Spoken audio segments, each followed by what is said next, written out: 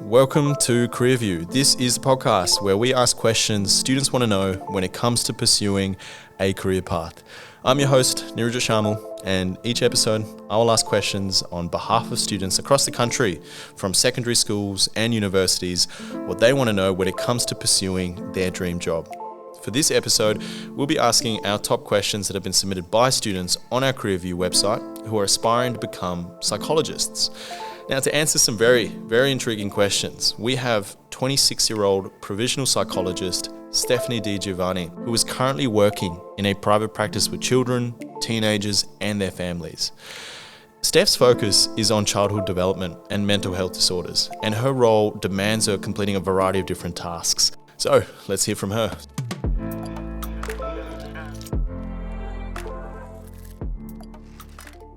Here we go. Hello. Okay, Steph, it is great to have you here today. Absolute pleasure. How's everything going? Yes, it's good. Thanks for having me, Yuri. No, it's great. It's great. And before we get into our questions asked by students, first thing we want to know, and first thing I want to know from yourself is, did you always want to become a psychologist? Was this always the passion for yourself? And yeah, can you share us your honest thoughts?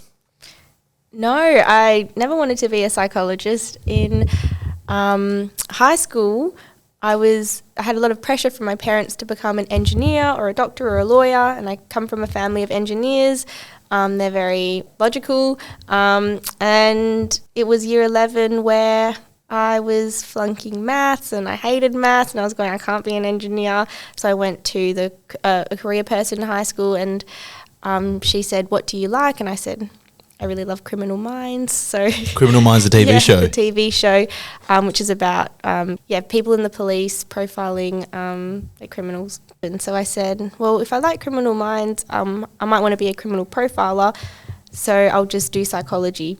And then when I came back and told my family that I wanted to do psychology, they were not very impressed. But I'm really glad that I did pursue it in the end, and I'm glad that I started watching Criminal Minds. That's amazing. So just watching a TV show and I guess being not so passionate about maths and being more passionate about actually people and how people work. Yeah, so going, well, I guess I like going out and I'm extroverted and I'm outgoing, so... Absolutely. Yeah. No, very interesting.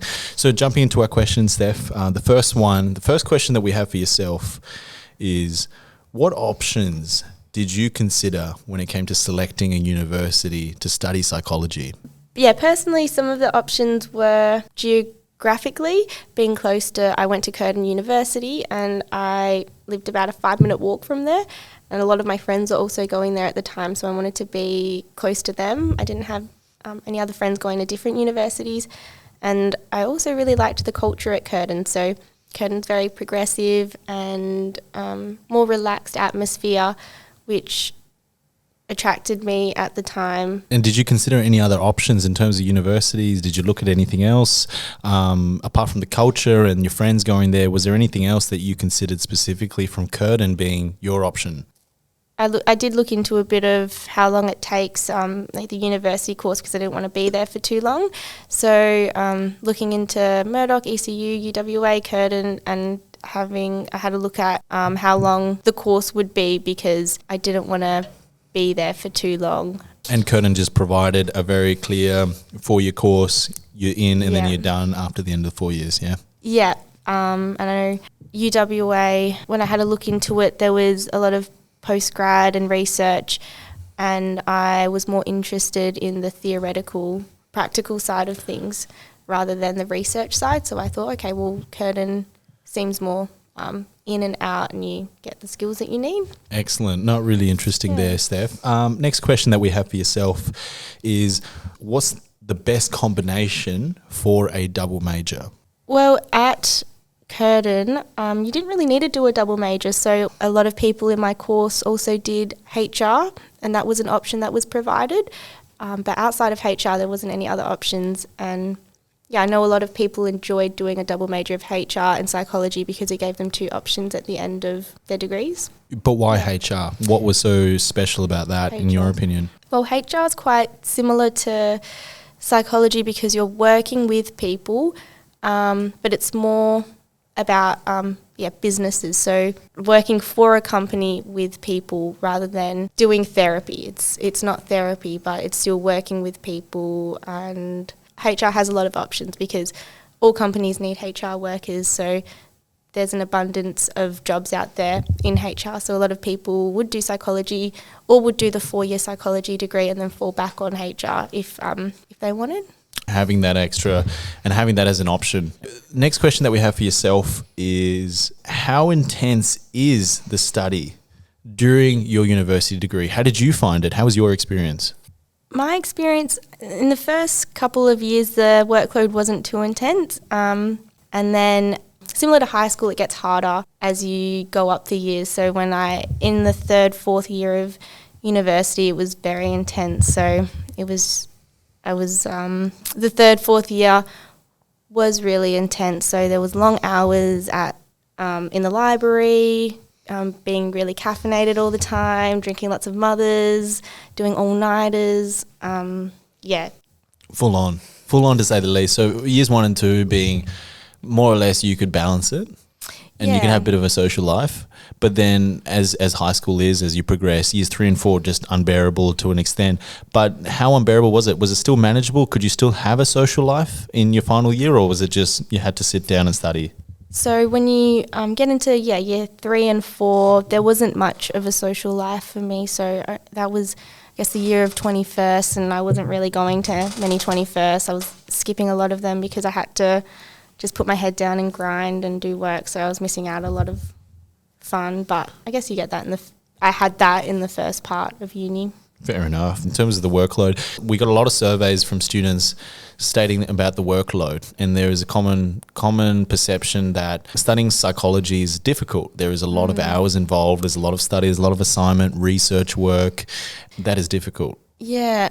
And I will add to that, in the 3rd, 4th year, it's very intense because in your 4th year, you're doing a research project. So you're doing a thesis. So you're doing your subjects and your work, but behind all that, you're also doing research. That's not important for teens. No, but it is, because you're doing a lot more in-depth analysis of specific areas where you need to fully immerse yourself, right? Yeah. Steph, next question that we have for yourself is, what should I already know before going into this pathway?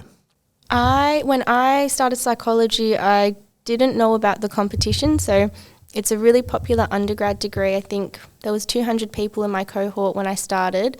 And of those 200, to get into masters, which is what you need to become a psychologist, they only take 30 people.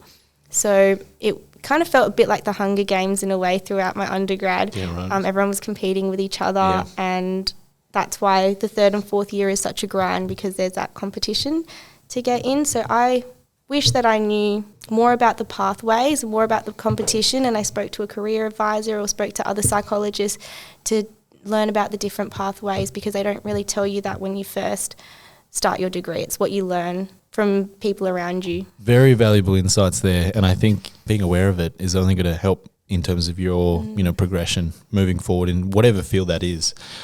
Excellent. So next question that we have, Steph, for yourself is, studying general psychology within high school, is that sufficient for a university course in terms of having the knowledge? Yeah, so when I was in high school, we didn't have psychology as an option for a subject. So you learn all the basics with psychology in that first year. So you don't really need to do the subject in high school. And I do know from a lot of people in my course who did psychology as a subject in high school, they were saying the first year of psychology at uni is the exact same as the year 11, 12 sort of content. So it was really cruisy for them. They didn't really need to study as much as other people. I would say English is something that's really important to do, because there is a lot of report writing and there's a lot of research in university. So downpacking those skills in high school really set me up for the workload in university. So you don't need psychology. I mean, you didn't even have the option of studying it. There's no prerequisites for it. No prerequisites. Excellent. So the next question that we have for yourself is, how many hours do you work in a week? I'm currently working quite a few hours, to be honest. So I'm working between 8 to 10 hours every day. I do know that when you first start off, there's more to it because you're learning everything and you're absorbing it all and you're trying to get your head around it. So when I do look at more of the senior psychologists at my practice, they're only doing 8 hours and coming in and out, and they don't need to prepare as much. But when you're first starting off, it takes a bit of time, especially there's a lot of reports. So I'm doing court reports and letters to psychiatrists and doctors and psychology reports, and that kind of take that home with you at times if you don't get it done at work. But the more you do it, when you get older or more experience, it definitely helps, right? Yeah. You get more used to it as well. Do you take work with you on the weekends? I do take quite a bit of work with me over the weekend. I think a couple months ago I was working on my whole Sunday, just doing reports for the court, and it comes in waves. So now that work's settled down a bit more, I'm not bringing any work home, so I have my Saturday, Sunday completely free for leisure. Excellent. It does fluctuate sometimes just based on the schedule. Next question that we have for you, Steph, is what kind of pay can you expect in this field of work? When you're starting off, I guess you're ranging around $80,000. There are lots of different options with psychology, so you can be endorsed in different fields, and if you have more endorsements, you get paid more.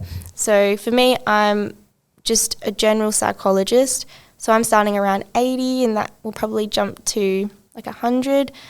For more experienced psychologists, so who have been in the industry for a long time and have had lots of endorsements, they can sometimes range between 150 to 200, but you're not really looking beyond 200. And I guess something important or something really cool that I've started to notice and we're all talking about now is because mental health is such a big thing at the moment, psychologists are in high demand, so pay has been starting to go up quite a bit, and because there's not many psychs out there, you can really negotiate with your company to keep you on board and start pushing higher numbers, which is pretty cool.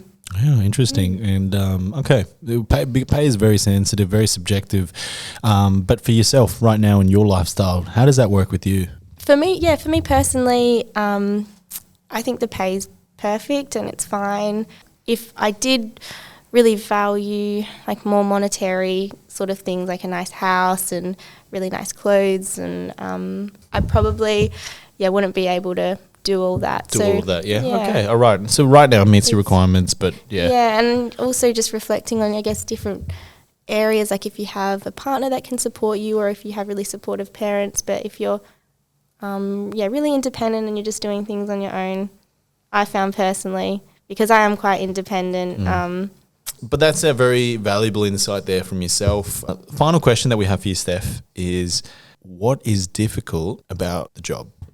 I guess the most difficult part of the job is it does impact on your social life in a way. So constantly socialising at work and talking to people, it is exhausting. I am an extrovert, so I get off by talking to people. It fills my batteries, but I've noticed becoming a psychologist, it kind of drains my batteries towards the day, so I don't have time for socialising as much as I used to do.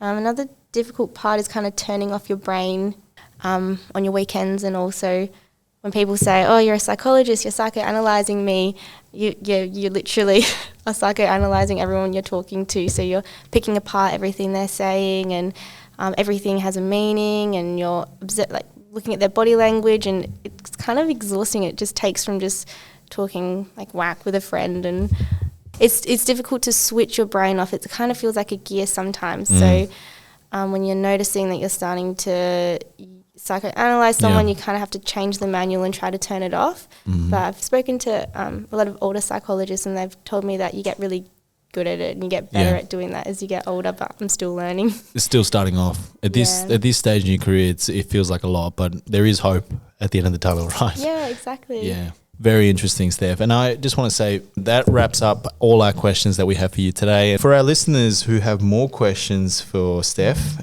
and that did not feature on our list today and would like to connect, just visit our website, careerview.com.au. This is where you'll find Steph's profile and you can email her with more questions, and I'm sure she's happy to answer some more of your questions that you may have.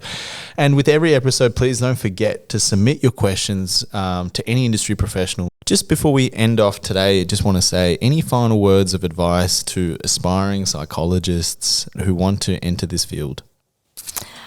My advice would be, if you love people and you love psychology, to do psychology. And if when you go into uni, have fun for the first 2 years, because your 18 to 20-year-old days are really fun. That's where you should make your mistakes and learn from them. And then the last 2 years of uni, really grind, and that's also quite fun. And psychoanalyzing people as an adult isn't a bad thing. I said that it's really draining, but it's actually really cool and it's really fun. And you learn a lot about yourself and about the people that you love around you. So, Steph, there it is, Steph. No, thank you so much. It's been a pleasure. So thanks for joining us today.